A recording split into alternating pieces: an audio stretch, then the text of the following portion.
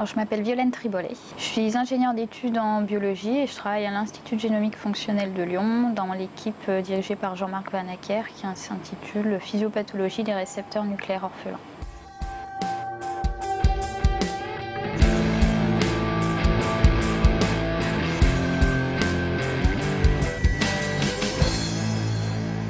J'ai une activité de recherche pure où je travaille sur différents sujets de recherche, j'élabore des expériences, je les réalise, j'analyse les résultats.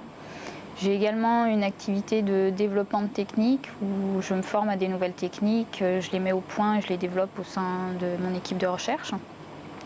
Je suis également amenée à encadrer et à former des étudiants donc qui sont soit en BTS, soit en licence, soit en master. Donc je fais l'encadrement théorique et pratique, je leur apprends les bases de la manipulation en laboratoire, j'essaie de réfléchir sur leur sujet, analyser leurs résultats. J'ai également une autre partie de mon activité que je fais à l'échelle de l'Institut. Donc là, je suis responsable par exemple d'équipements. Donc je suis responsable d'équipements pour analyser l'expression des gènes, donc toutes les machines PCR. Donc je forme les utilisateurs qui souhaitent utiliser ces équipements. Et je suis également depuis peu assistante de prévention. Donc j'ai fait la formation récemment et donc dans ce domaine-là, j'essaye d'évaluer les risques qui sont peut-être présents au sein du laboratoire pour essayer de minimiser, de faire en sorte qu'il n'y ait pas de danger. C'est ça qui est très intéressant, c'est qu'on ne fait jamais la même chose tous les jours. C'est très diversifié, c'est pas du tout répétitif. On peut varier vraiment les plaisirs, faire soit de l'encadrement, soit de la recherche, soit de la mise au point de technique, soit du développement de technique. Et ce qui est bien, c'est que justement, on s'organise comme on veut, on est très libre.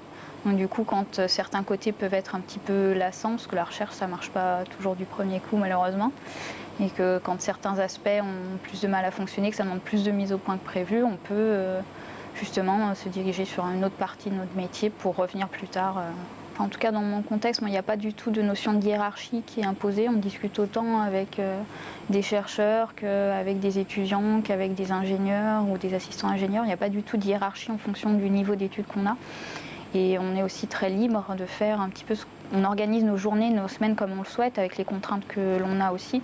Donc c'est vraiment un avantage, en tout cas pour moi ce qui me concerne, c'est un côté qui m'a plu. Après, j'ai jamais travaillé dans le privé, donc je pourrais pas dire si c'est plus ou moins bien.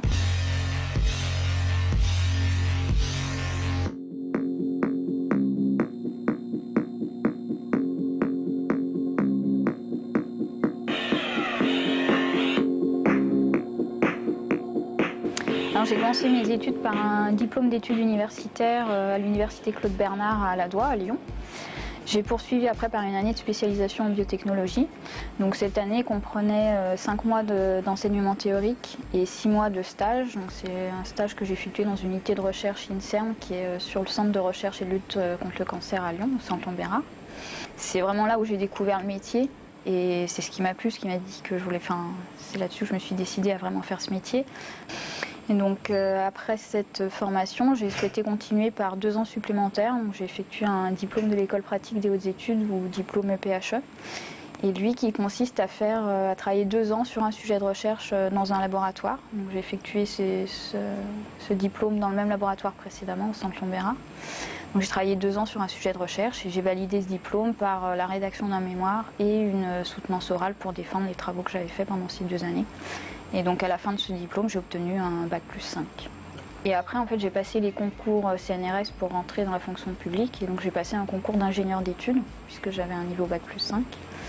Et donc j'ai obtenu ce concours et c'est pour ça que maintenant, ça fait presque 5 ans que je travaille dans l'équipe dirigée par Jean-Marc Vanacker à l'IGFL.